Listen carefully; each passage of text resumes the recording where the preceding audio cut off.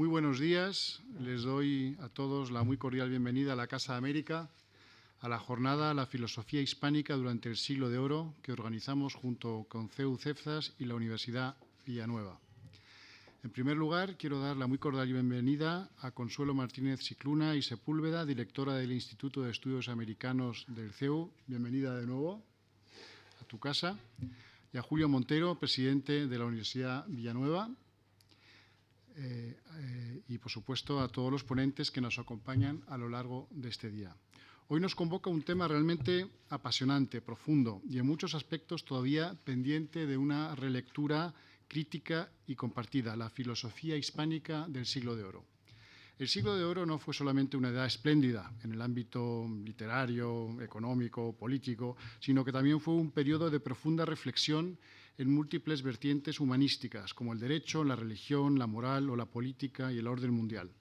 Pensadores como Francisco de Vitoria, Francisco Suárez, Domingo de Soto, Bartolomé de las Casas, por nombrar solamente algunos, construyeron y fomentaron una red compleja y original de ideas que dialogaban con las grandes corrientes europeas, pero también con los desafíos concretos que planteaba la expansión global de la monarquía hispánica en el Nuevo Mundo. Estas ideas no se quedaron solamente en el papel, consiguieron fomentar debates jurídicos y teológicos de su tiempo, influyeron en las decisiones políticas y sentaron bases duraderas en el pensamiento occidental. Las escuelas de Salamanca y de Coimbra, entre otras, se convirtieron en faros de ese saber que cruzó el Atlántico y otros mares y encontró eco y se desarrolló en universidades virreinales en América, como la de México, Lima, Bogotá y en otras ciudades también, y creando incluso un derecho nuevo, el derecho de Indias, del que ya hablamos aquí hace unos meses con el CEU también. Más de 4 siglos después, este congreso propone algo que me parece esencial: recordar ese legado, analizar sus fundamentos, sus tensiones, su proyección, incluso global. Lo hace con un enfoque transatlántico, reconociendo que la filosofía hispánica del siglo de oro no puede entenderse plenamente si se separa del contexto americano. Asimismo, no se puede dejar de destacar el papel que las universidades tuvieron en ese desarrollo intelectual. Como instituciones que consolidan el epicentro del conocimiento y la formación, fueron espacios donde se articularon ideas y saberes que se transmitían y discutían para cuestionarse los grandes dilemas de la época, adelantándose así la filosofía hispánica del siglo de oro a su época y estableciendo cánones que serían recogidos posteriormente por universidades en otros países. Agradezco una vez más a CEU CEFAS y a la Universidad Villanueva por promover este encuentro tan necesario, a los expertos y académicos que dialogarán durante la jornada de hoy y también a todos los asistentes por venir a compartir sus ideas aquí en Casa de América. Bienvenidos.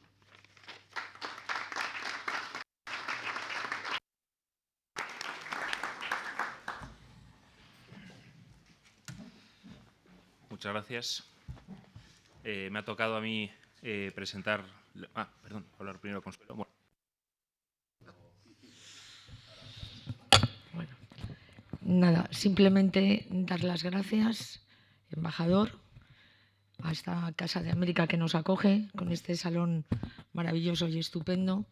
También dar las gracias a Julio Montero.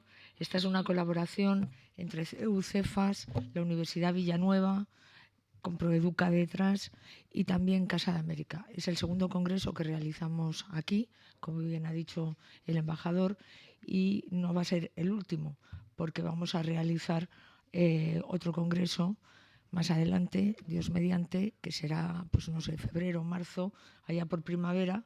Espero recuperar la voz para entonces.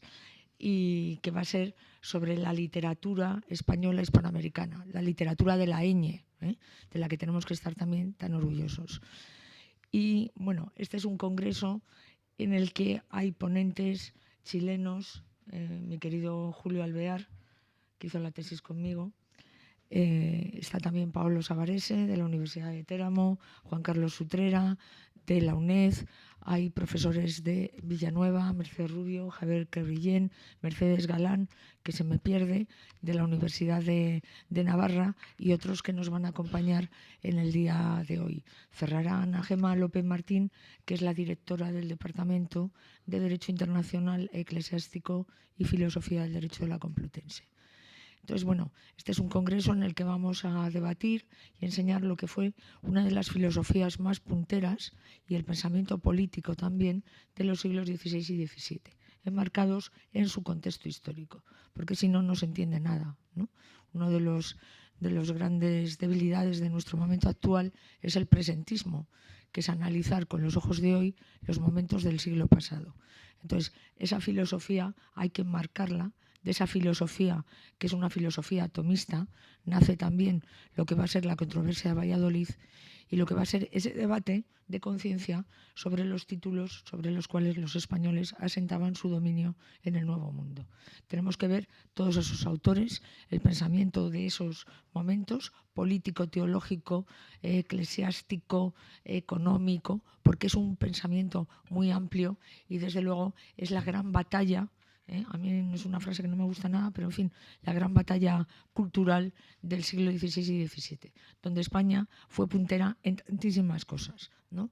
Y creo que es de justicia reconocer en todo aquello que España lideró el debate intelectual de esos siglos y de cuyo fondo tenemos que arrancar para comprender muchísimas cosas.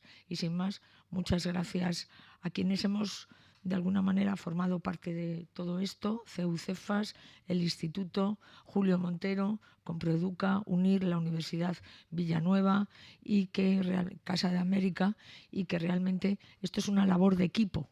Las cosas no salen con individualidades, ¿no? Hemos trabajado en equipo para que tengamos un buen resultado y que todo este público que está hoy aquí pueda apreciar cómo los ponentes trabajan, cómo hay un resultado fructífero. Y sin nada más, muchísimas gracias.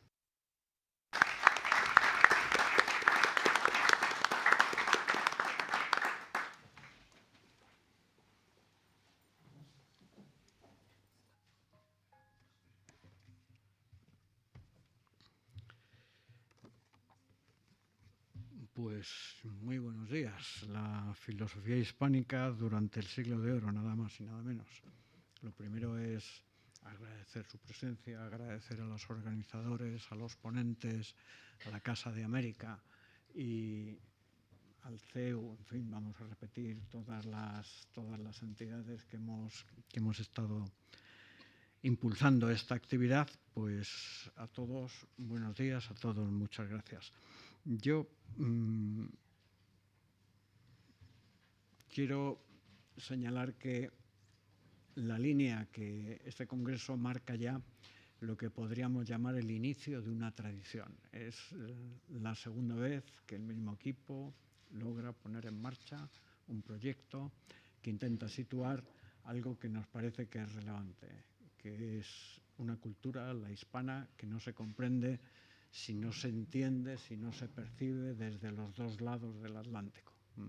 Esto es, digamos, nuestro punto de partida cultural y es lo que queremos ir poniendo de manifiesto a lo largo de todas estas, vamos a llamarlo así, puntos de referencia que queremos ir poniendo para que ponentes, estudiosos, estudiantes, realizadores, investigadores que están comenzando con sus tesis doctorales, pues puedan ir asimilando, puedan ir haciendo suyo este punto de vista y lo concreten en aportaciones.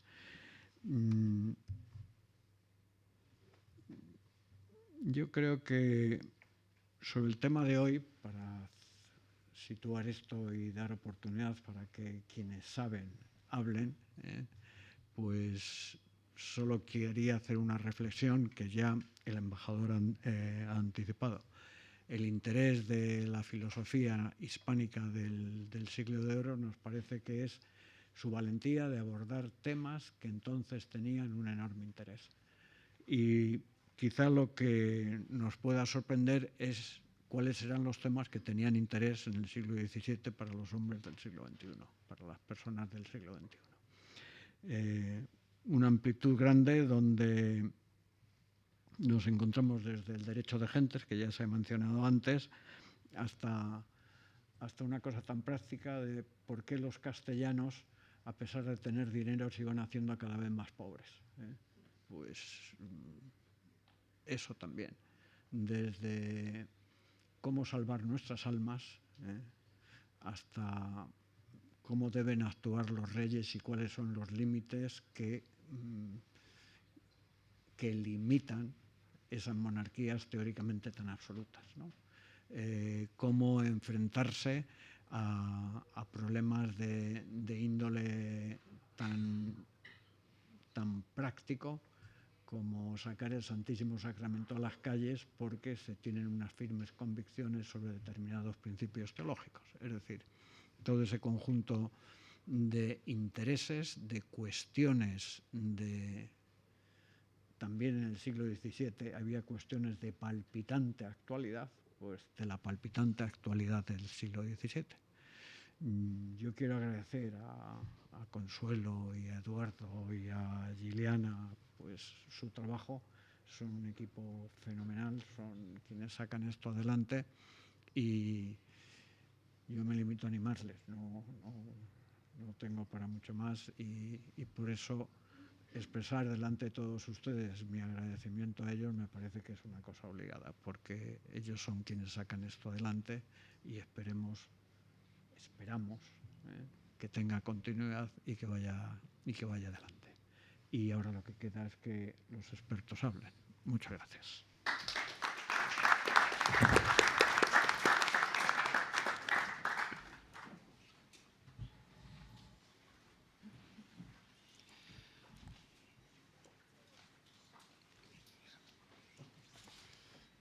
Gracias, Julio. Gracias, Consuelo. Como iba diciendo con una cierta anticipación, me ha tocado presentar la mesa. Entonces, pues nada, presentaré a los ponentes, introduciré el tema brevemente y luego ya daré paso a las conferencias. A mi derecha más inmediata tengo al profesor doctor Juan Carlos Utrera, profesor de Filosofía del Derecho en la UNED, con una trayectoria investigadora sobre el pensamiento político y jurídico, centrada en el pensamiento político y jurídico medieval y también moderno, su paso a la Edad Moderna, especialmente sobre el subjetivismo, con una tesis sobre Occam, que a lo mejor pues en esta conferencia nos habla un poco de su recepción en los siglos XV, XVI y XVII. A la derecha de la mesa está el profesor Paulo Savarese, profesor de Filosofía del Derecho de la Universidad de Teramo, con una trayectoria académica, investigadora también muy extensa, también en ensayos y pues de diversos temas, entre ellos pues la subsidiariedad, el bien común, los derechos humanos y su fundamentación. Y a mi izquierda tengo al profesor Julio Alvear, profesor de Derecho Constitucional en la Universidad del Desarrollo de Santiago de Chile, también con una extensa trayectoria académica centrada, pues, entre otros muchos temas, en la libertad de conciencia y religión, la libertad de empresa, en los derechos humanos, también su fundamentación. Y el que les habla es Javier Crevillén, profesor de Filosofía del Derecho y de Ética e investigador postdoctoral en la Universidad Villanueva. Para introducir el tema yo hablaré 5 minutos, intentaré incluso que sea menos para dar un poco más de tiempo a los otros ponentes y luego el resto de ponentes tendrá 15 minutos cada uno aproximadamente para hacer su exposición. Haremos un turno de preguntas y ya pues los ponentes les contestarán y quizá pues se dé un pequeño coloquio. Y ya a las 11:30 nos iremos a desayunar, que si el desayuno se parece al año pasado, pues estará muy rico y podremos compartir con un café. El título de esta mesa es Antecedentes del pensamiento hispano en los siglos XV, XVI y XVII.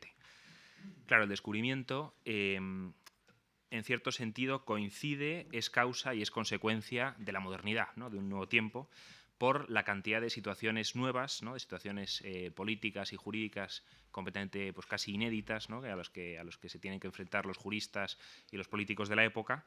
Y entonces es una época muy interesante para el derecho porque coinciden y se sobreponen y van transformándose distintos planos, distintos planteamientos de lo que es el derecho, ¿no? O de lo que es la política. Por una parte, la conquista es continuación de la reconquista, ¿no? Paradójicamente, después de la reconquista viene la conquista, y entonces el ius comune, ¿no? De raíz medieval, digamos que tiene una vigencia en esos primeros momentos de la conquista y muchas de las instituciones que se trasladan a América vienen del ius comune medieval, ¿no? Son instituciones del derecho castellano. Se ve también pues, en las bulas alejandrinas, ¿no? O incluso en el debate de los argumentos que esgrimen los juristas de la Junta de Burgos, también pues, se basan o se fundamentan en esta idea del derecho como ius comune de raíz medieval, ¿no? Pensemos, por ejemplo, en Juan de Palacios, en Matías de Paz, ¿no? En el requerimiento y en tantas instituciones, ¿no? Propias del ius comune medieval. Sin embargo, en el debate también se recurre, o también como fundamento de los planteamientos, nos encontramos con el ius naturale, ¿no? E incluso en posiciones contrapuestas, como por ejemplo son los dos contendientes de Valladolid, ¿no? Ginés de Sepúlveda y Bartolomé de las Casas. Ambos se apoyan en el derecho natural para fundamentar sus argumentos, ¿no? Uno para hablar de la servidumbre natural de los indios, no en el mismo sentido que Aristóteles exactamente, pero sí que citándolo. Y el otro, Bartolomé de las Casas, como también otros, ¿no? Julián Garcés, el propio Papa Pablo III, para afirmar la libertad personal de los indios, ¿no? Ahí hay una fundamentación en la naturaleza humana. Sin embargo, según va avanzando el debate, van surgiendo autores, ¿no? Y aquí entra la Escuela de Salamanca, que hacen planteamientos radicalmente nuevos, ¿no? y quizá con una mezcla, ¿no? De esa tradición medieval de la que vienen y un recubrimiento muy tomista, una serie de categorías muy tomistas, pero que vienen de la Escuela de París y que han recibido pues, corrientes humanistas, voluntaristas, y entonces eso genera planteamientos verdaderamente nuevos, ¿no? Creo que el epítome de esto es Francisco de Vitoria, que partiendo del derecho natural, del ius naturale, hace un ius gentium o un ius intergentium verdaderamente novedoso, ¿no? Y que creo que no se puede calificar ya de moderno, sino que hay que calificarlo de más, ¿no? Pues casi de posmoderno, o sea, como que se adelanta, se salta toda la modernidad, ¿no? En su planteamiento. Porque Francisco de Vitoria, abstrayéndose de la ordenación de la República Cristiana, establece una serie de principios jurídicos, digamos, abstractos, universales, basados en la naturaleza humana, pero que funda en la autoridad del totus orbis, ¿no? De la autoridad del mundo, ¿no? Una especie de la autoridad de todos, ¿no? Entonces, claro, en cierto sentido es un autor medieval, que esto le pasa a los autores de la Escuela de Salamanca, ¿no? Que están a caballo entre varias épocas y entre distintos planteamientos. En cierto sentido es un autor medieval, esto lo dice Carl Schmitt, ¿no? Porque en último término funda en la guerra justa y en el mandato de la evangelización la justicia de la conquista, ¿no? Los justos títulos. En otro sentido es un autor muy moderno, ¿no? Porque por estas corrientes, aunque él rechaza el humanismo de la Escuela de París, pero sí que su planteamiento es muy subjetivista, ¿no? y voluntarista en cuanto a la hora de concebir el derecho. Es un derecho que ya no se funda en la cosa, ¿no? Sino una especie de facultad que surge de nuestra naturaleza. Pero, como decía, en otro sentido es mucho más moderno, ¿no? Porque no es digamos que su planteamiento no sirve para fundar el Estado, no sirve para fundar el orden internacional postwestfaliano, el ius publicum europeum, que funcionará luego, ¿no? Que será posterior. No es un tacitista, ¿no? Como Álamos de Barrientos, que tanto ha estudiado Consuelo, y tantos otros, ¿no? Sino que, en el fondo, lo que está planteando es un derecho global, ¿no? Basado en un bien común global. Y habrá que esperar hasta el siglo XXI para que esto tenga el soporte institucional para que se plantee algo parecido, ¿no? Con la ONU y tantos organismos internacionales que desde luego no se parecen en nada a lo que pensaba o tenía en mente Francisco de Vitoria, pero en este sentido es un autor, pues eso, que se va más allá de la modernidad, ¿no? Con sus planteamientos jurídicos. Y entonces, en este sentido, pone las bases para que luego otros autores vayan, digamos que, trasplantando o arrancando del suelo en el que está pensando Vitoria y secularicen aún más su planteamiento, ¿no? Como Alberico Gentile o como Hugo Orgorocio, y lleven mucho más lejos, ¿no? este primer planteamiento que hace Vitoria, ¿no? Pues eso, en Grocio la libertad ya no es la libertad de la Iglesia para predicar, sino que es la libertad de religión en abstracto, ¿no? O sea que Vitoria, sin darse cuenta, pone las bases para luego un camino jurídico que toma el derecho, que toma la filosofía del derecho, que acaba pues en lo que estamos ahora, ¿no? En cómo se concibe en el justnaturalismo racionalista moderno, en los derechos humanos y en muchos planteamientos que ahora no son pues muy connaturales y que vemos como muy de modo muy natural, ¿no? Entonces, bueno, es una época muy interesante, ¿no? Para ver un poco esta contraposición. Pero bueno, creo que más que yo seguir hablando, es más interesante que hablen nuestros ponentes. Entonces, si les parece bien, puede empezar Paolo Savarese y... Gracias. Gracias a Casa de América, al CEU, a los organizadores. Agradezco Consuelo por para mí es un honor muy grande porque no soy español, no soy un especialista del pensamiento hispánico, pero un poco de filosofía del derecho es en mi vida, en mis cuerdas. Y tengo solo 15 minutos. Los problemas son grandes y apasionantes. Pido perdón para mi español, que no es perfecto.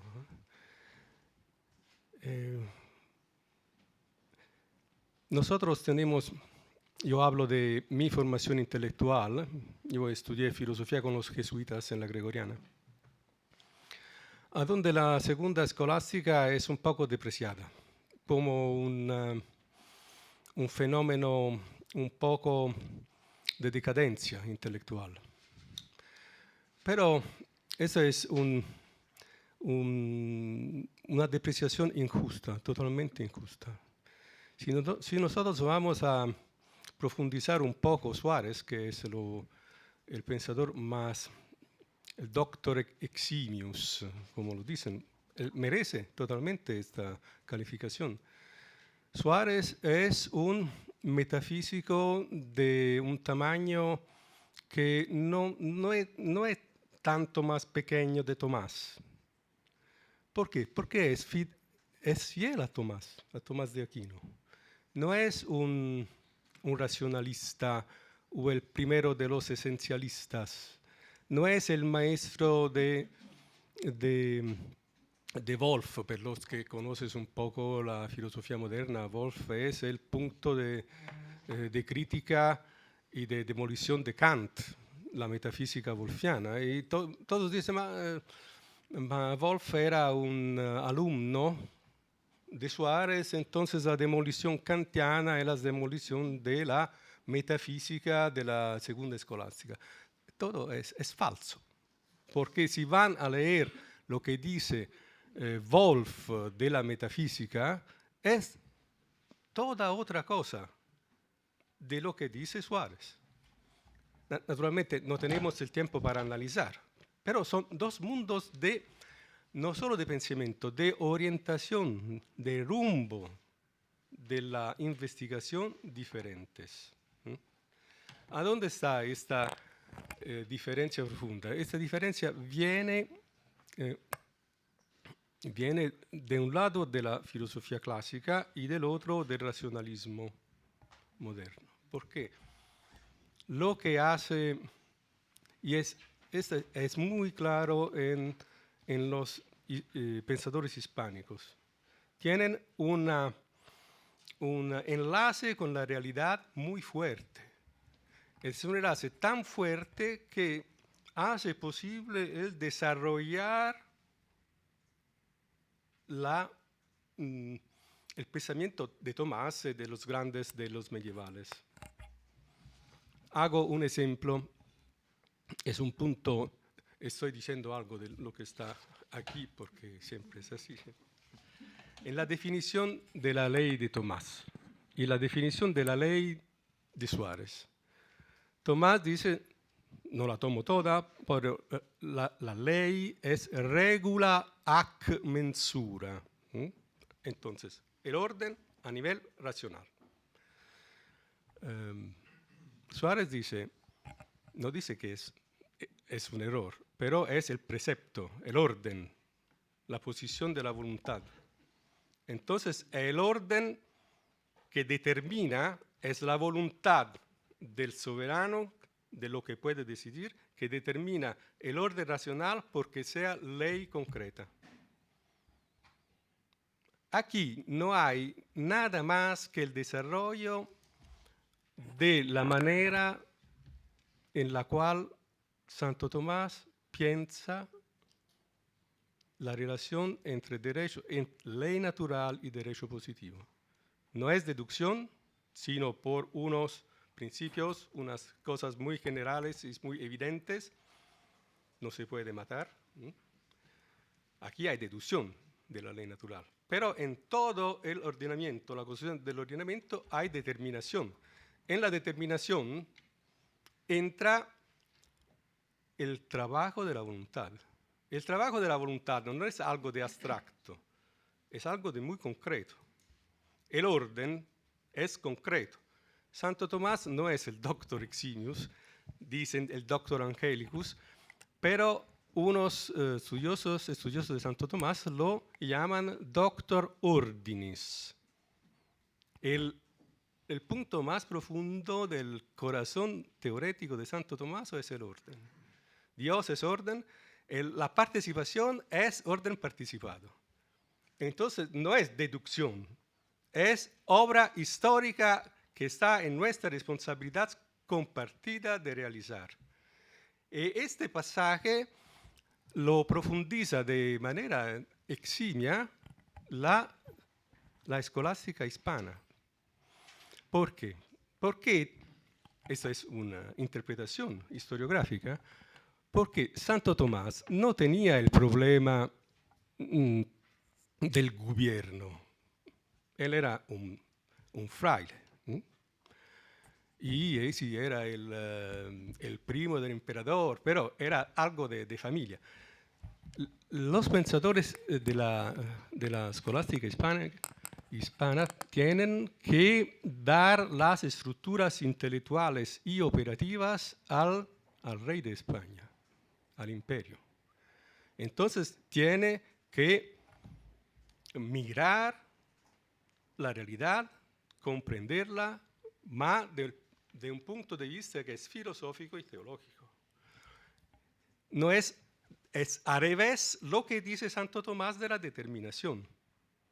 Y estos siglo y medio, 2 siglos, son también la historia de grupos de pensadores que intentan de hacer este rumbo, esta vía.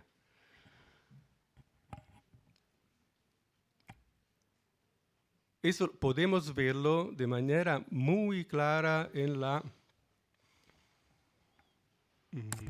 teorización de Suárez del pacto social, ¿no? Es un poco complejo el problema del pacto social en Suárez, pero lo que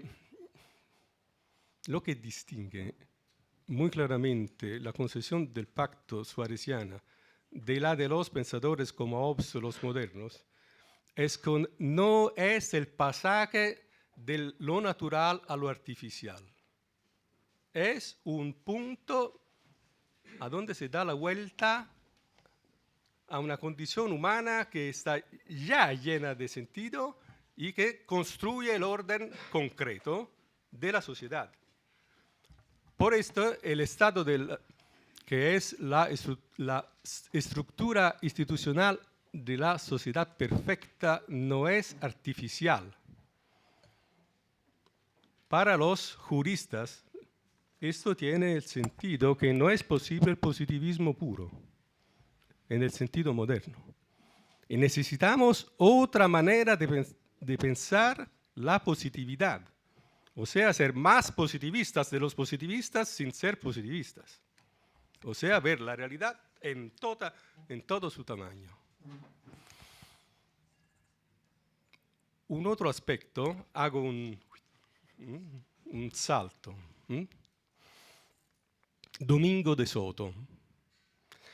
Domingo de Soto es antecedente a Suárez, lo consideran el más tomista de los hispanos.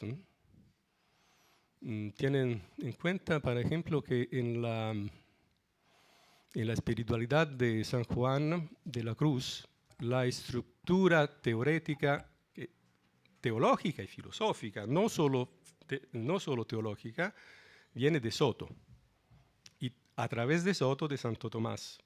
Si vamos a leer la Noche Oscura, hay la doctrina de las facultades de Santo Tomás. Y eso es muy interesante, ¿no?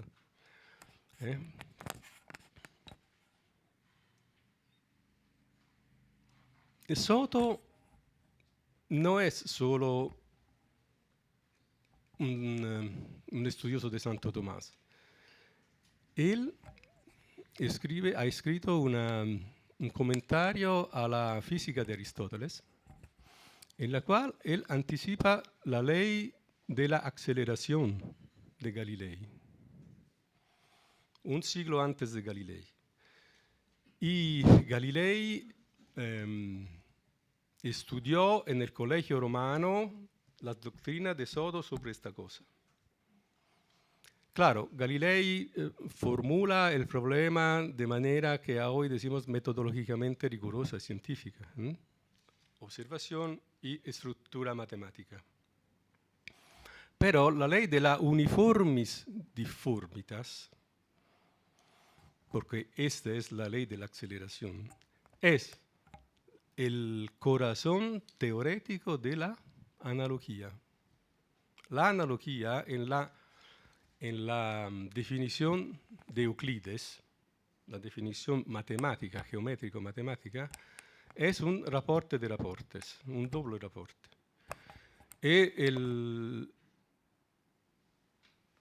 La analogía está por los que conoces un poco de matemática elemental, está en las progresiones geométricas.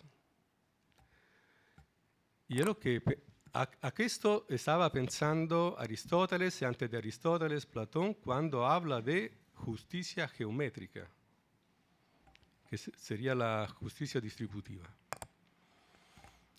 Y la ley de la uniformidad en el cambio de los valores finales del rapporto es una uniformis difformitas, es el medio proporcional que viene de Euclides.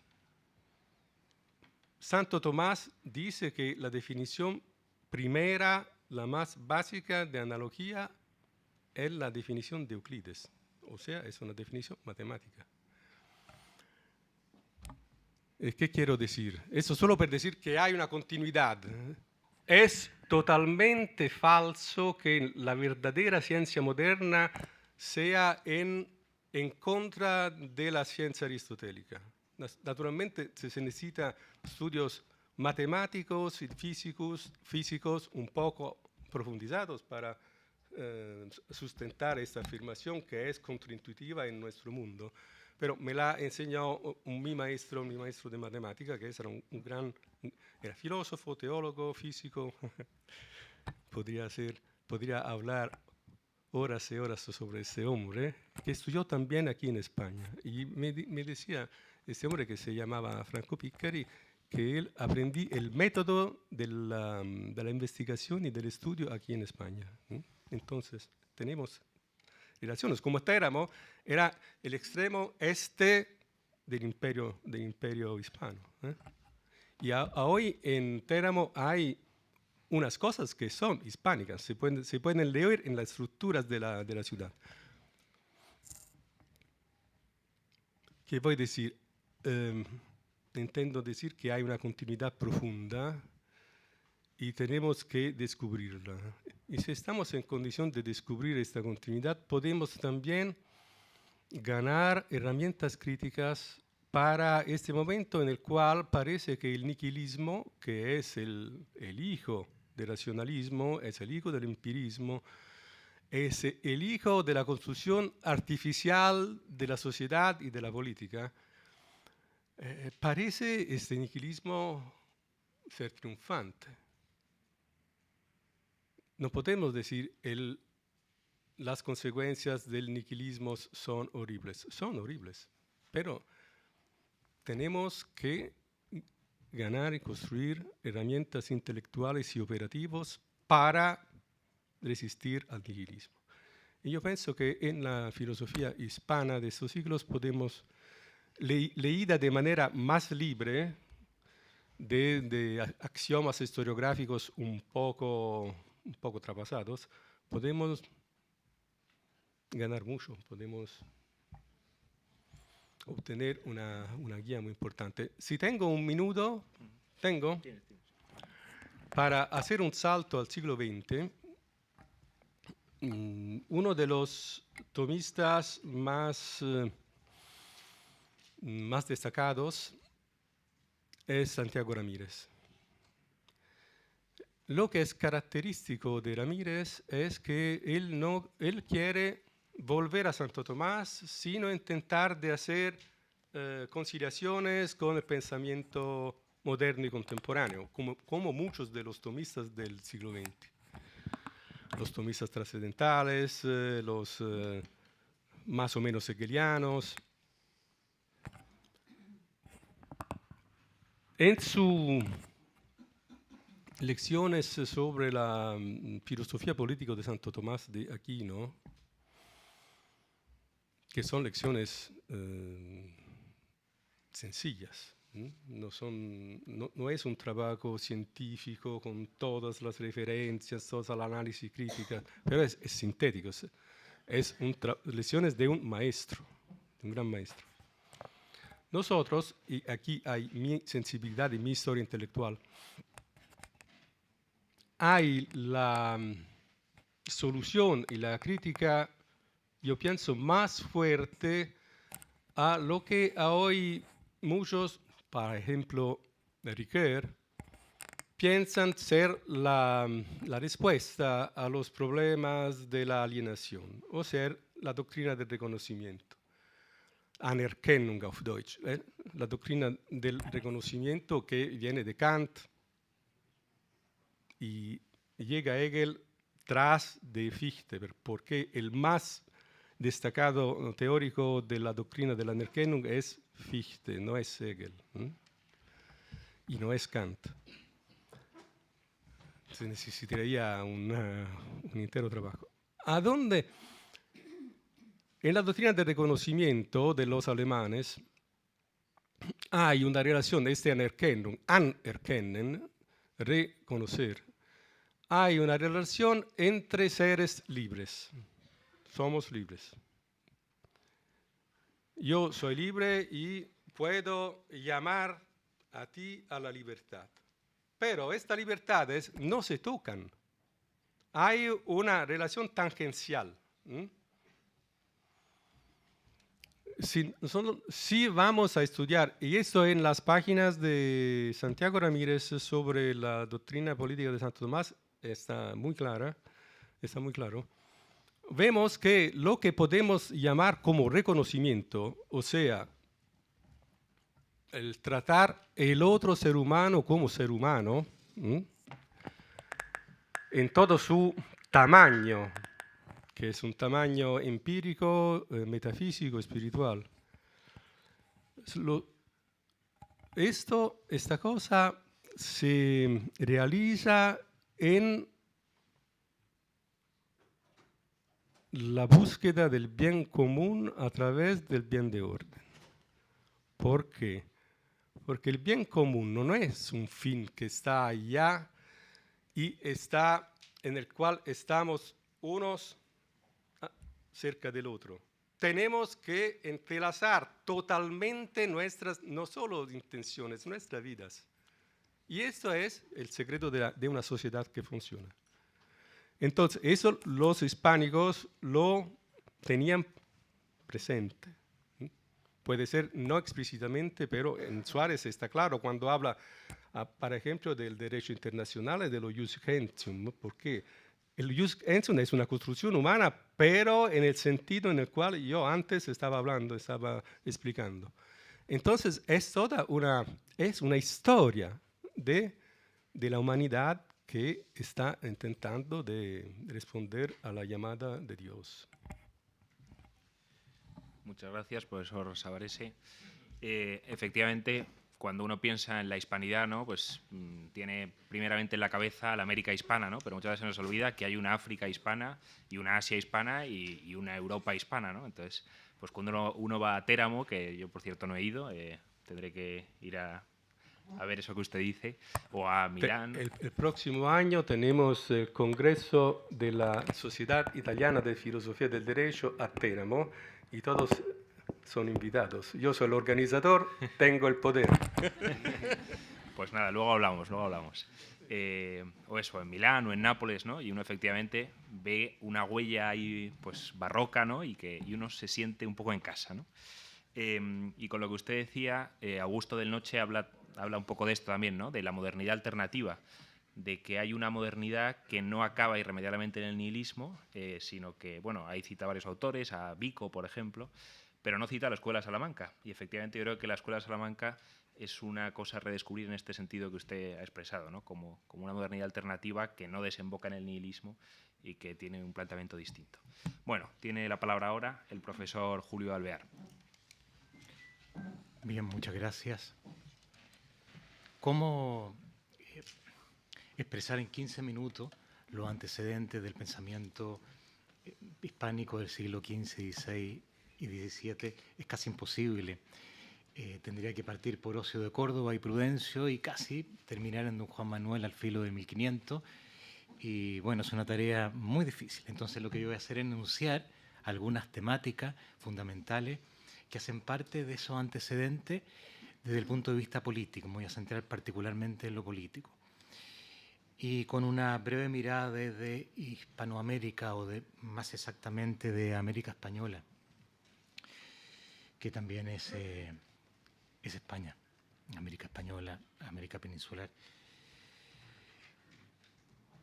Consuelo, querido Consuelo, a quien agradezco mucho la invitación y también agradezco a CEU y a la Universidad de Villanueva en Casa de América, planteó el gran problema, que es un problema de comprensión del presencismo, ¿no? O el anacronismo, la incapacidad que tenemos hoy día de comprender bien qué significa el pensamiento hispánico del siglo de oro español, porque nosotros asumimos nuestras categorías modernas. Yo soy profesor de Derecho Constitucional. Claro, desde una mirada del derecho constitucional moderno, es muy difícil comprender la grandeza y la riqueza y la profundidad del pensamiento político del siglo de oro español.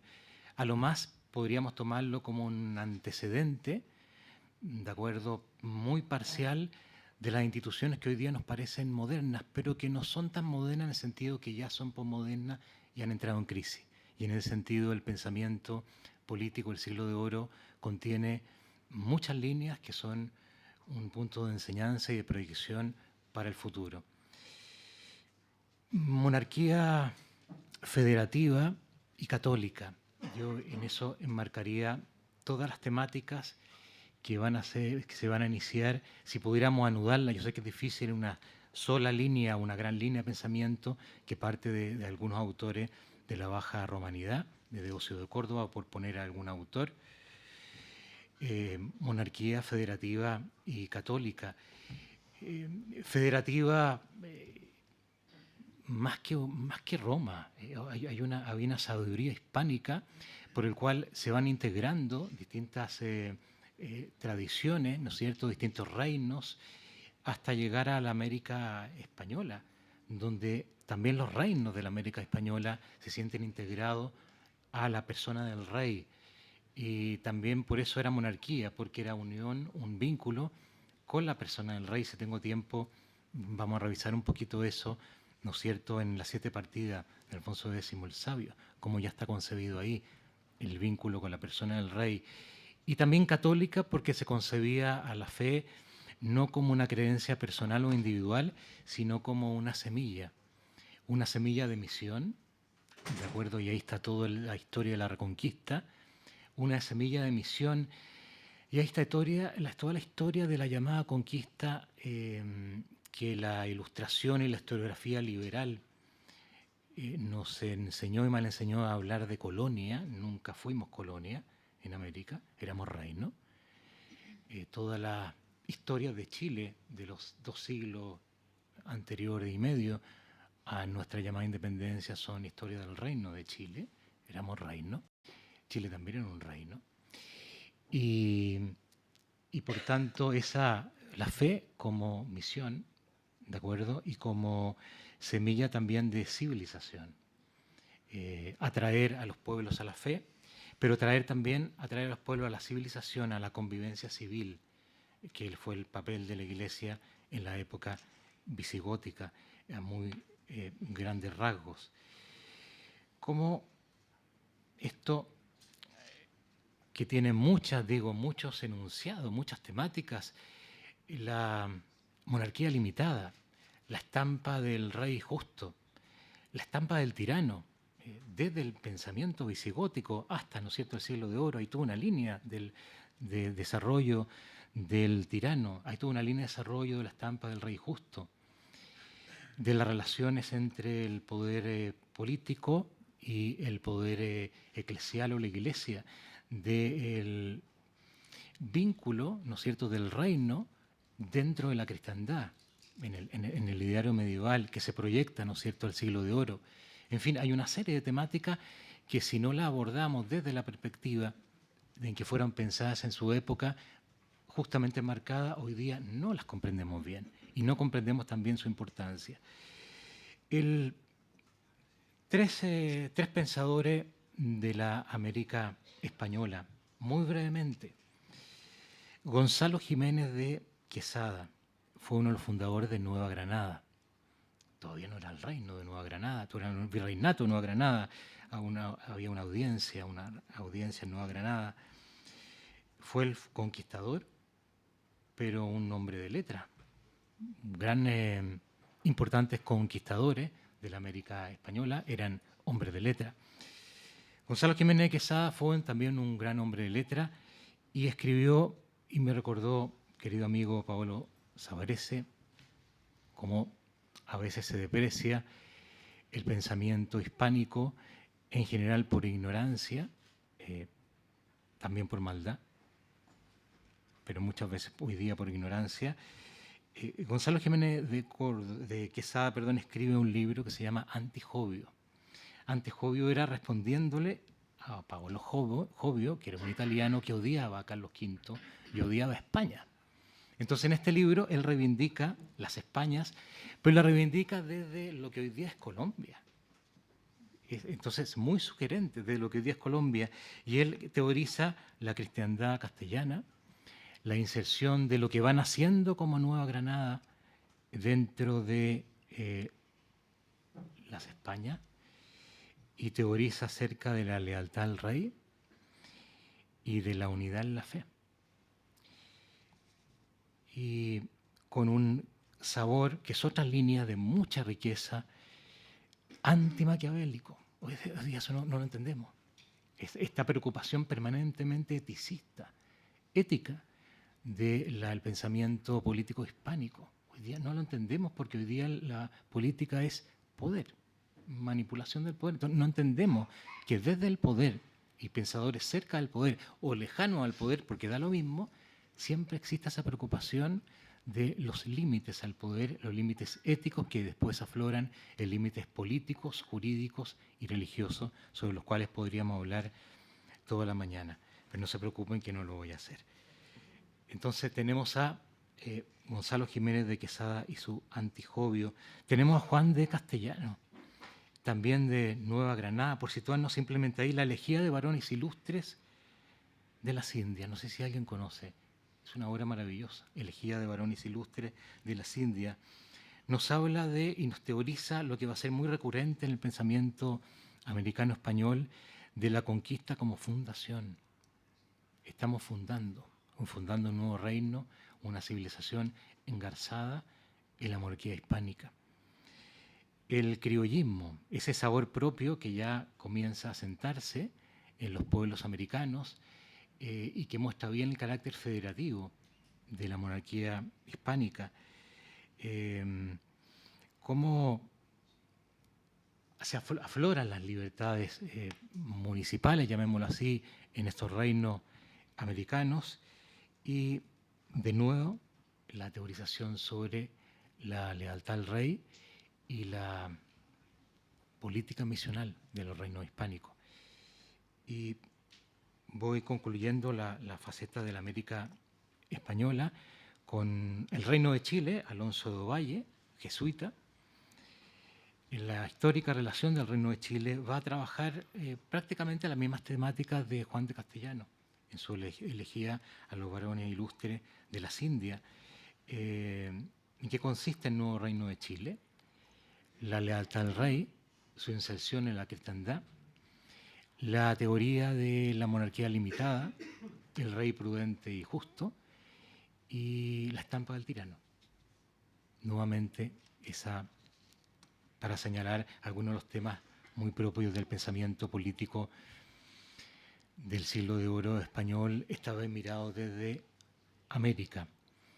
Y yo les dije que iba a hablar muy poquito de Alfonso X. Alfonso X, los autores que rodean a Alfonso X, van a teorizar sobre el reino. Y eso también se va a aplicar a América. ¿Qué aporte hace el pensamiento político de esa época, que va a ser antecedente, a su modo, del pensamiento de la España de Oro del siglo XVI? ¿Qué antecedente podemos encontrar ahí? Toda la teorización del reino que se encuentra en Alfonso X el Sabio es muy curioso, porque no solamente hablar, ¿no es cierto?, de, vamos a decir, el aristotelismo, la teoría aristotelizante, ¿no es cierto?, de la comunidad política, del reino, del bien común, sino que van a aparecer algunos elementos muy hispánicos, que no debemos olvidar, porque estamos hablando del pensamiento hispánico, donde se va a recoger la filosofía clásica, pero también lo hispánico, que casi siempre se nos olvida, como si no existiera, como si no debiéramos tener nostalgia de eso hispánico, que en el buen sentido de la palabra fue Señor del mundo. Alfonso X nos habla, ¿no es cierto?, del reino, nos habla con una influencia importante de lo germánico, de centrar, ¿no es cierto?, la comunidad política en la persona del rey, pero es una persona del rey cuyo señorío, es una manera, ¿no es cierto?, de señorío dentro de una jerarquía de mando, la que ocupa el rey, ¿no es cierto?, la cabeza, o en términos más modernos, la jefatura superior. No es un concepto de cesarismo, de un poder único. Y ahí tenemos también un diferencial importante para comprender lo que deberá inteligirse como lealtad al rey. Centrado entonces en la persona del rey, pero dentro de una jerarquía de mando, dentro de una manera de señorío, dentro de muchas maneras de señorío. En un sentido tomista, la analogía, ¿no es cierto?, del poder. Pero también entra una influencia románica o romana, para ser más exacto, en que el poder del rey y en general el señorío está sujeto a ese, valga la redundancia, señorío impersonal del derecho, el señorío impersonal de la ley, donde nos aparece esa teoría de la ley bastante acabada, ¿no es cierto?, que se encuentra en las 7 partidas, y la sujeción del gobernante a la ley, a las distintas formas de ley. Y también nos aparece ese juego tan bonito de la tierra y el pueblo, ya la concepción de las Españas como una totalidad, una tierra completa que no debe dividirse y que hay que aumentarse, como ya va a decir después el infante don Juan Manuel. Un conjunto de culturas, un conjunto de tradiciones y de legados, un conjunto de reinos, ¿no es cierto?, que van a estar implicados en el amor a la tierra y que va a ser traspasado también a la América española, al amor a la tierra, a la patria. Y la consideración del pueblo, ¿no?, como ese ayuntamiento de mayores, menores, medios, en lo común, en un verdadero concepto de común. Hoy día uno tiende a identificar el bien común con el bien público, y es algo muy distinto el bien común del bien público. Nos equivocamos mucho, sobre todo en derecho constitucional, cuando identificamos el bien común con el bien público. Alfonso X tiene mucho que decirnos sobre el bien común. Y concluyo con el sabor hispánico, porque lo que en el lenguaje de las causas, que es un lenguaje muy escolástico que lo recoge la escuela de Alfonso X, se encuentra la causa final. No es solo la causa final aristotélica, tomista, de la vida buena como lazo de unidad. Y mucho hay que decir, ¿no es cierto? Los filósofos del derecho, el filósofo político, cuando uno dice vida buena, dice muchas cosas que hoy día uno dice la rápida buena es un enunciado que es muy pobre para lo que se contiene con el término de vida buena, pero asumiendo ese contenido, esa riqueza de la vida buena como lazo de unidad política, en los escritos de la escuela de Alfonso X el Sabio se encuentra también el carácter misional de la monarquía, el carácter de fe de la monarquía, de esa visión de la fe como semilla ¿no es cierto?, de misión, como semilla de conquista, como semilla de civilización.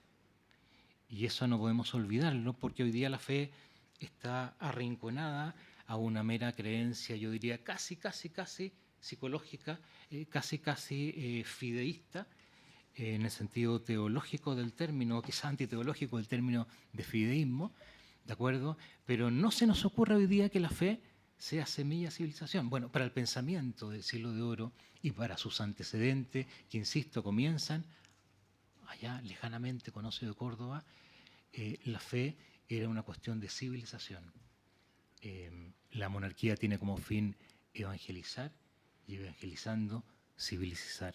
Si comprendemos eso, vamos a entender un lazo común que va a unir muchas temáticas en torno a la monarquía, a los límites del poder y al bien común en todo el pensamiento hispánico. Muchas gracias.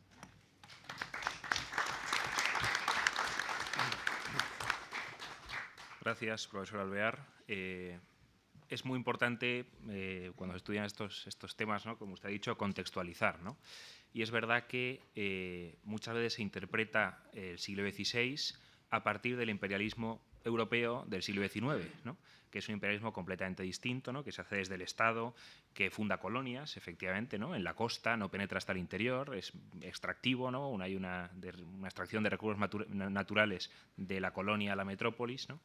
Y sin embargo, en el siglo XVI las categorías son completamente distintas, ¿no? La forma política no es la del Estado y entonces, claro, es un poder o es una civilización que penetra hasta el interior, que funda ciudades, que abre la ciudadanía, tiene un concepto abierto de ciudadanía, no ciudadanía moderna, pero que hace súbditos, ¿no? Se da el fenómeno del mestizaje, de la descentralización, ¿no? Lo que usted ha dicho, pues una monarquía federativa y católica, ¿no?, federativa y misionera, y es importante, pues eso, entender estas categorías y contextualizar. Tiene ahora la palabra el profesor Juan Carlos Utrera. Sí. Muchas gracias. No por protocolo, sino porque he sentido, quiero dar las gracias al Consuelo por tu invitación al Instituto, a Casa de América, además organizadores.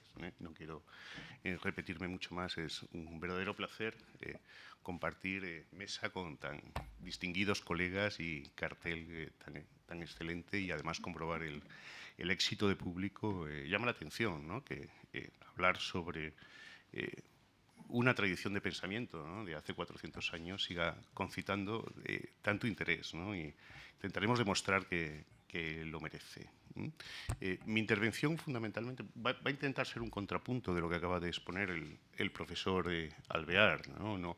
No tanto porque lo contradiga, ni mucho menos, sino por mostrar otra faceta de eso que llamamos Escuela de Salamanca o Escolástica Hispana, ¿no? A mí me gusta mucho la expresión de la filosofía hispánica del siglo de oro, ¿no?, y creo que es mucho más expresiva. Desde luego que ese pensamiento tiene rasgos propios, rasgos idiosincráticos que tienen que ver no solo con esas tradiciones que ha señalado tan brillantemente el profesor Alvear, sino también con ciertas praxis políticas y con ciertas realidades que se viven fundamentalmente en la Castilla del XV y el XVI, desde efectivamente las libertades municipales, la propia estructura polisinoidal que tanto ha estudiado Consuelo, ¿no?, de las instituciones de la monarquía, que desde luego la alejan de cualquier concepción absolutista, ¿no?, por más que se intente confundir en ese sentido lo que era el modelo de la monarquía hispánica con el absolutismo posterior que se da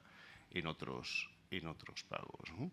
Lo que voy a intentar señalar, digo, sin merma de lo que se ha señalado, de ese humus, ¿verdad?, efectivamente de ese sustrato no solo teórico, sino práctico, es el llamativo carácter universal de eso que llamamos escolástica hispánica y de sus principales representantes, ¿no?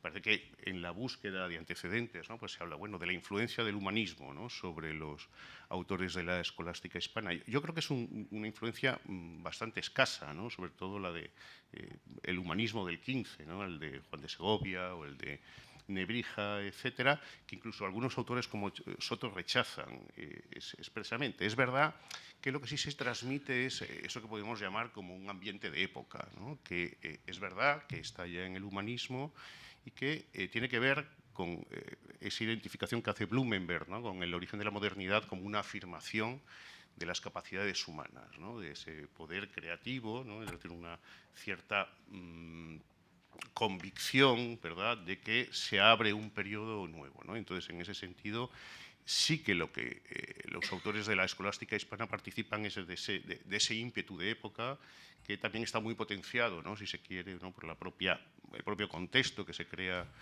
a partir de Cisneros, con la creación de la Universidad de Alcalá, o con el auge que adquiere en ese momento la Universidad de Salamanca. Pero junto a esos factores, decíamos, más idiosincráticos, lo que parece, yo diría que es una aspiración universalista de los autores de la escolástica hispana, que van a responder a las grandes, el profesor Savonarese lo decía, a grandes preguntas que llegan hasta hoy en día, ¿no? Ya se ha mencionado, ¿no?, desde aspectos que tocan al derecho internacional, a la propia condición humana igual ¿verdad?, de los indios, también lo ha expuesto el profesor Alvear, a lo que tiene que ver con una teoría política, ¿verdad?, del gobierno moderado, y que además lo hacen dialogando no con fuentes propias o cerradas, sino, por un lado, con la tradición que les es anterior y, por otro lado, digamos, con los grandes teóricos y con los grandes pensadores de otras escuelas europeas, ¿no? Si leemos los textos de cualquier escolástico, pues, no es tan distinto de lo que hacemos los académicos en la actualidad, ¿no? O sea, que es ese diálogo, ¿verdad?, indiferentemente del lugar o de la época. Entonces, en ese sentido es universal, ¿no? Es universal porque recoge todas las fuentes que son lo anteriores, luego me detendré un poquito más en esto, pero sobre todo se abre un diálogo con todas las universidades, un momento de eclosión, ¿verdad? Desde el siglo XV al XVII aparecen decenas de universidades en Europa que están comunicadas. Y están comunicadas, o si se quiere, el punto de encuentro fundamental es la Universidad de París, ¿no? Entonces, los autores que fundan la escolástica hispana siempre se mencionan, ¿no?, Francisco de Vitoria y Domingo de Soto. Como tantos otros, pasan por la Universidad de París, y sí es verdad que traen una formación previa, ¿verdad?, porque han pasado por Alcalá o han pasado por Salamanca. Es decir, allí se encuentra, digamos, el París del 16, ¿no?, el París que encuentra Vitoria o que encuentra Soto. Es un país, una Universidad de París llena de modas, ¿no?, donde de alguna manera hay un conflicto de cátedras entre tomistas, escotistas, nominalistas, etcétera, de la que ellos participan, ¿no? Y además lo que queda mejor, bueno, pues es ser mucho más moderno, ¿no? ¿Y quiénes son los más modernos? Pues los nominalistas, con algo de escotismo, y además en el propio París del 16 se está haciendo una crítica de la propia tradición escolástica, tanto desde el modo en que se formula, ¿no?, las viejas sumas, como se abre una temática distinta, ¿no? Pero es muy interesante, por ejemplo, comprobar cómo Francisco de Vitoria coincide en París con Jean Gerson, ¿no?, que es en aquel momento canciller de la Universidad de París, destacado nominalista, galicanista, conciliarista, es decir, está en todas las corrientes críticas, y es su maestro, ¿verdad? En el caso de Soto, que llega poco después que Vitoria a París, está con John Mayer, ¿no?, que John Mayer es lo mismo, ¿no?, pero de la tradición escocesa, igualmente un nominalista, conciliarista, etcétera. Y frente a toda esa corriente que se está dando en París en ese momento, es decir, lo que hacen los autores, que de alguna manera demarcan, ¿no?, tanto la temática como la orientación de la escolástica hispana, es retomar el tomismo, ¿no? Hacen una cosa casi extraña, casi a contracorriente, ¿no?, que es que cambian los propios libros de texto cuando ellos empiezan a enseñar en París, y ponen la suma teológica de Tomás como libro de texto, ¿verdad? Entonces, bueno, es como un regreso. Entonces se produce una paradoja fascinante, ¿no?, que yo quisiera trasladaros, ¿no? Y es que hay como un regreso al clasicismo. Es decir, ¿cuáles son las fuentes que están manejando? Están manejando las fuentes, por supuesto, escriturales, de la patrística y de la escolástica que sintetiza Tomás de Aquino, ¿no? Y cómo con esos instrumentos, y es verdad que dialogando con los autores de otras corrientes intelectuales, como digo, son capaces de crear un pensamiento que, manteniendo esa raíz escolástica, afronta los problemas más modernos dándonos una respuesta donde además aparece, también lo señala el profesor Savonarese, la casuística, es decir, la respuesta a problemas muy concretos, ¿no? y a algo, digamos, que se ha perdido y que nos da bastante la medida del grado de civilización que hemos perdido. Es decir, porque estos autores eran objeto de consultas constantes, ¿no? Entre otras del emperador Carlos, que condiciona la permanencia de la corona de Castilla en territorios americanos a lo que decían los teólogos. Es decir, si hay un título de legitimidad o no hay títulos de legitimidad para permanecer, para que nos demos cuenta de la importancia, ¿no? Eso se menciona mucho, ¿no? Me gusta recordarlo que cuando Francisco de Vitoria dictaba sus lecciones inaugurales en la Universidad de Salamanca, asistía lo más granado del reino, porque de aquello dependía la orientación política en la medida en que determinaba, es decir, una cosa que condicionaba realmente la acción política de ese momento, ¿no? Para que nos demos cuenta de la... Entonces, como digo, o sea, con esa fidelidad a la tradición, lo que aparece es un pensamiento absolutamente nuevo, que está dando respuestas, ¿no? Y en esto también hay un elemento, si se quiere, ¿no?, de discontinuidad a un mundo que es absolutamente nuevo. O sea, no solo ocurre algo tan trascendental como el descubrimiento de América, sino que es un mundo comercial y económico absolutamente nuevo que tiene que ver con la apertura de rutas que Europa había perdido durante 12 siglos, ¿no? O sea, que es algo tan relevante. Eso tiene que ver con un momento de eclosión científica, también se ha mencionado, y es una cuestión importantísima, la que comentaba el profesor Savonarese, y es que, creo que estoy pronunciando bien su apellido. Savarese, perdón. Savarese. Saber, por supuesto que hay ciencia en el ámbito católico de los siglos XVII y avances científicos notabilísimos, ¿no? Ha habido todo un relato que ha ocultado esta cuestión y sobre todo aparece una cuestión... Efectivamente, ¿no? Habría que hacer toda una recuperación de esa tradición. Y sobre todo hay un acontecimiento crucial que es ¿no? Coincide exactamente con el inicio de la enseñanza por parte de los primeros autores de la escolástica hispana, que es la quiebra de la unidad política y espiritual de Europa a partir del luteranismo. Entonces, se afronta nada menos que el reto, que creo que es lo que identifica a los autores de la escolástica ibérica, de seguir dando una respuesta a ese periodo de cambio que mantenga ese principio de unidad católica que se va a quebrar efectivamente frente a la aparición de algo nuevo, que es tanto en el ámbito político como en el ámbito económico, desde luego teológico e ideológico, que es ese mundo protestante. Ahí aparece una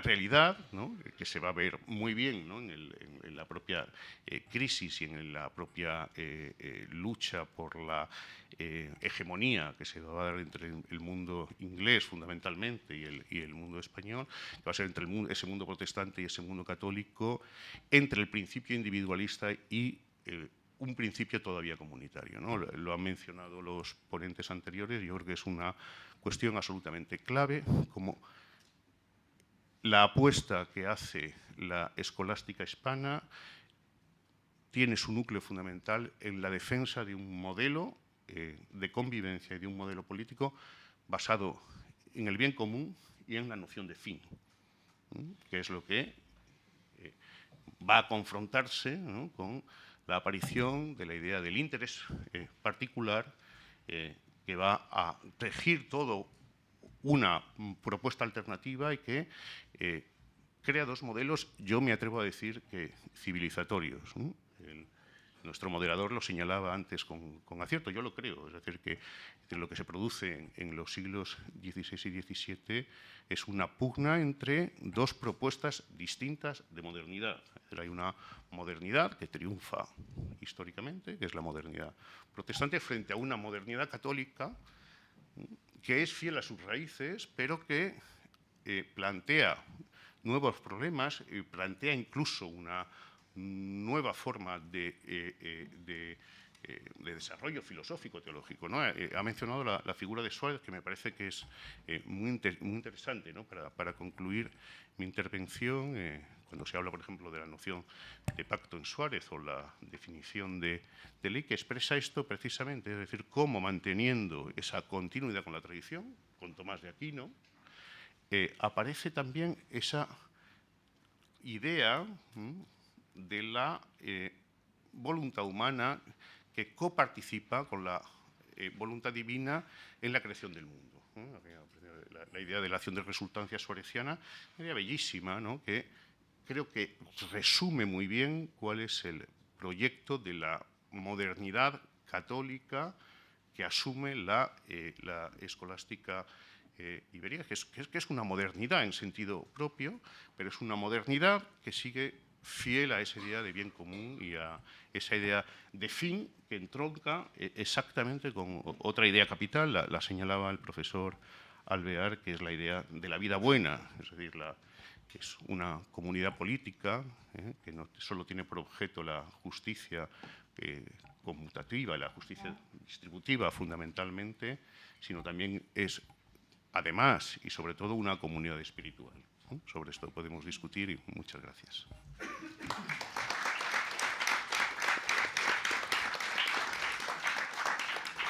Gracias, profesor Utrera. Como usted apuntaba, no somos conscientes, o más bien no nos genera suficiente extrañeza el hecho de que la reflexión teológica de más alto vuelo estuviera informando la acción política, ¿no? O sea, imaginemos cómo sería esto hoy en día, pues es algo impensable, ¿no? Bueno, da tiempo para una o dos preguntas. Pueden dirigírsela a toda la mesa o a alguno de los ponentes en particular.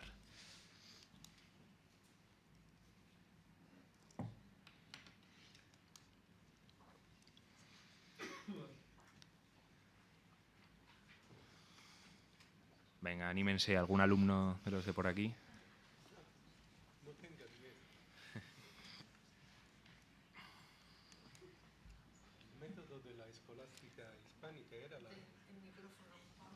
El método era la disputatio, a un nivel más perfecto de la disputatio medieval. Y es muy interesante un comento, una nota de Grotius. Grotius es calvinista, entonces, pero Grotius apreciaba a los escolásticos hispánicos y dice, las disputaciones de los hispanos es siempre respetuosa del otro, porque habla siempre del problema y jamás es un ataque directo a la persona. Era calvinista, y los calvinistas odiaban a los católicos de una manera inconmensurable. Entonces, la disputa, hablamos. Aquí hay una pregunta. Muchas gracias a los tres ponentes por sus intervenciones. Me ha parecido que han puesto aquí las bases para un debate muy interesante. Gracias. Quería, en concreto tengo unas cuantas preguntas, pero me voy a ceñir a una. Al profesor Juan Carlos Utrera quería preguntarle por esto último que ha dicho sobre este modelo de dos modernidades, que me parece una intuición, pienso que es muy acertada. Si podría ilustrar en qué aspectos, en qué autores, cómo lo ve y cuál es, creo que resulta evidente cuál es el modelo que ha predominado y qué perspectivas vería para una recuperación del modelo alternativo que no ha sido, digamos, todavía caminado o puesto en práctica. Vale, muchas gracias. Nada menos que eso, ¿no? No es, o sea, la idea de la otra modernidad posible, ¿no? O sea, la modernidad frustrada, que no es tan frustrada, ¿no? Yo creo que el hecho de que estemos aquí, ¿no? Y de que esas tradiciones, aunque muy desplazadas, se mantengan vivas, dice algo de la vigencia teórica. Lo que es que una cosa es la vigencia teórica y otra cosa es, digamos, la vigencia histórica, ¿no? Es decir, yo creo que es una clave de interpretación, no la única, de la modernidad. Es decir, yo creo que la modernidad europea se juega en el XVII. Se juega en el 17 en el terreno intelectual y en el terreno político, incluso si se quiere en el terreno de la hegemonía militar, ¿por qué no? O sea, porque ¿qué es lo que?